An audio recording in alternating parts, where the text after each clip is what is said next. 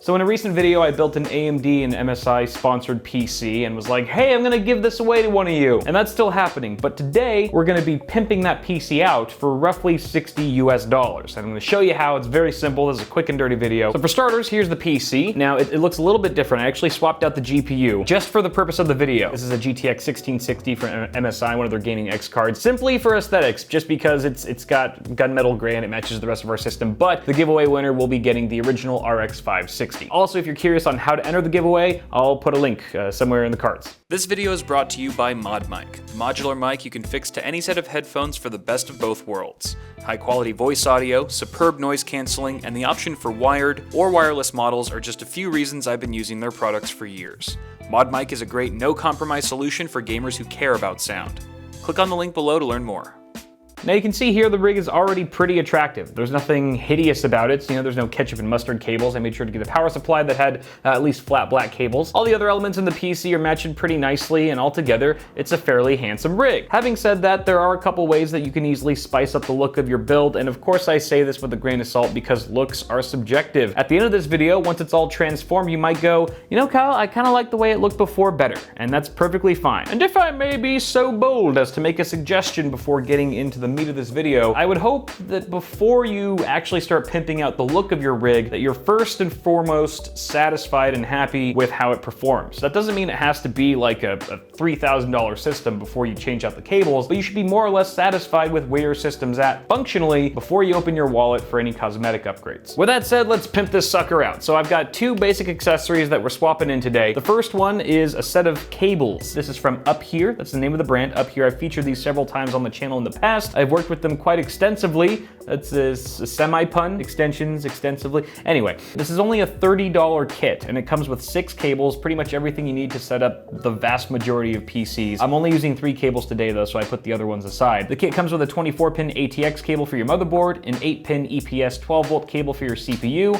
and 2 8-pin and 2 6-pin cables for pretty much any single GPU out there, unless it's got a triple connector design, then you might be out of luck. Now these sleeves are using PET, so it's kind of that like nylon plasticky feel, which some people love, some people hate. I actually am a huge fan of them because they keep their shape so well. They're not quite as flexible as paracord, for example, paracord being the more kind of clothy, fabricy ones that you usually see, but they keep their shape incredibly well. They're easy to train, and they stay straight all the time. It's also a good reminder to check which material you're getting before you pull the trigger. The only other accessory we're going to be putting into the system today is a set of RGB fans from Asia Horse. Now this is actually sent to me by a fan, so that's cool. Thank you, fan. I don't know who sent it because there was no name on it or whatever, but it gives me a fun reason to use them in a video. So here we go. I forget exactly the model name of these particular Asia Horse fans. I'll put it down right here. Now the kit you see here includes 6 fans, but they also come in packs of 3, which is what we'll be using today. You can buy a 3-pack of these exact fans for like 30 to 35 bucks, depending on sales and things like that when you buy them. I've actually never used these fans before, but I have used other products from Asia Horse, such as their cables, which are pretty much comparable to the Up Here ones. They're very similar in price and quality. These are 120 millimeter fans. They have sort of the ring LED design as opposed to the fan blade itself, which I'm actually a fan of. The LEDs also shine through the side of the fan, so you get some nice accent lighting as well. And there's even some lighting on the back, so regardless of how you orient this in your case, you're gonna get some light coming through. By the way, do you like this hideous stain right here? That's actually from a pack of seaweed. Like the seaweed oil from the package seeped into the wood and never came out. Like no matter how hard I tried everything. So yeah, that's how the stain got there.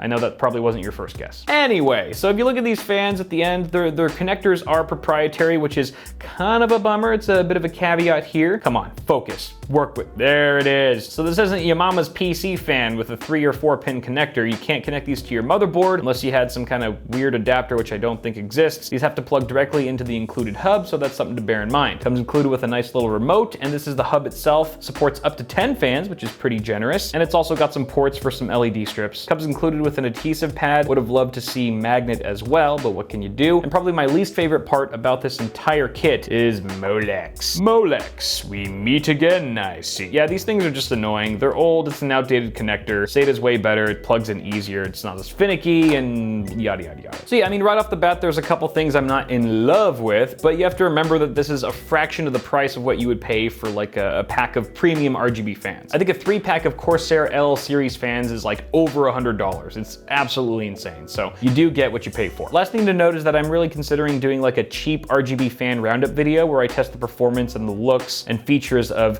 various cheap RGB fans, these ones included. So if you want to wait for that comparison video to come out before you pull the trigger on these, just want to give you a heads up there, but I will put links to both of these in the description regardless. So that's pretty much what we're doing today. Yeah, like I mentioned, this is going to be a quick and dirty video because I actually have a really short week this week, so I'm kind of slacking on you guys. I'm sorry. You guys still love me though. I know you do. But in all seriousness, I'm actually very curious to see how much we can transform the look of this build with roughly $60. So should be pretty cool. Let's get it done.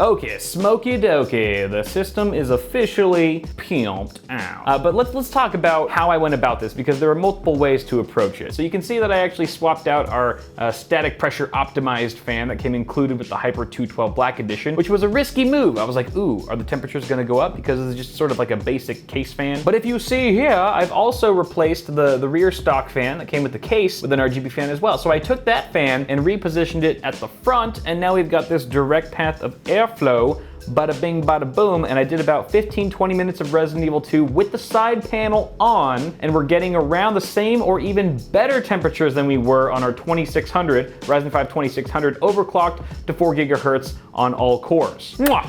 Beautiful. Having said that, I would not recommend putting this fan on this exact CPU cooler heatsink because it's just not fitting all that well. While it's very close to the radiator, it's actually hugging it super tightly. Like if I push on it, there's no gap. It's like it's hugging it super tight. So that's not the issue. It's these brackets that come included with the cooler that are just not optimized for these fans. It's not the proper distance into these holes. And so the problem there is that they come undone very easily. If I were to like just sort of move this system around, just like casually move it onto the ground or something, one of those might pop out, the fan might fall down or something like that. So not the best configuration. And I'm probably gonna end up swapping this back with the original fan and moving this guy up top. Speaking of which, the front of these fans look great. Like they are super bright and vibrant. The colors look awesome. They seamlessly transition from one to another, and it's a much better aesthetic than I was expecting for the price point. The only flaw that I see here aesthetically, and of course this is subjective, is the side LED on the side of the housing looks a little iffy. You can see the sort of internal frame doesn't look the cleanest. And I'm just not so hot about these corners, you know, again, preference here. So in that case, I'd probably reserve these fans for like the edges of the case, like for the back or the front or the top or the bottom,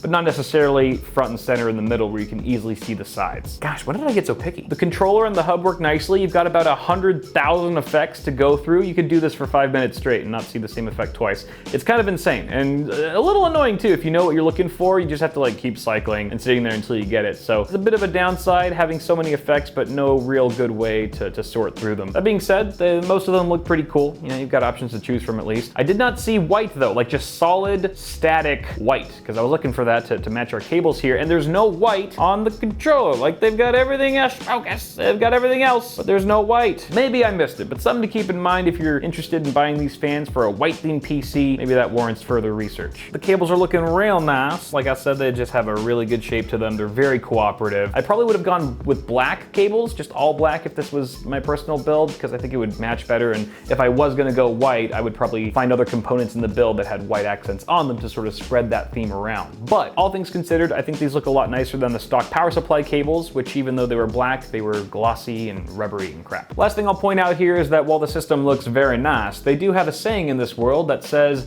"Pimpin' ain't easy." And by that, I mean cable management. So if you're gonna be adding extensions, for example, you're gonna be adding a lot more cable length potentially to your system, especially if you're not getting them custom made where you can customize the lengths and stuff. So make sure that you have ample room either behind your motherboard tray or perhaps a power supply shroud like we did here, which makes it a lot easy to just sort of organize the mess that's going on behind the scenes. As for the fans, their individual cables aren't a huge deal, but you gotta consider where you're gonna put the hub, especially if it's a larger size one, whether it be really tall, wide, or thick, or whatever. We actually put ours right here, and then you can kind of, oops, I made an oopsie, kind of see the adhesive bleeding through there. I might cover that up. It fits just fine there. We did have ample room behind the motherboard tray and the side panel to squeeze it in there, but not every case can accommodate any controller or hub, so definitely be mindful. But I think that pretty much does it, guys. I will say this, though. If you happen to be the lucky winner of this amazing PC, I'm going to give you the choice of either keeping it as is or reverting it back to the way it was before. Totally up to you. So again, guys, enter that giveaway. Again, I'll put a link somewhere. Let me know what you think. Are you a fan of before or after? Maybe I'll put a straw poll somewhere. Great, now I have to do it because I said it. Otherwise everyone's gonna bother me. Okay, guys, thank you for watching. Toss a like on the video if you enjoyed it. Subscribe to the channel for more tech stuff coming at you really soon, and I will see you guys in the next video.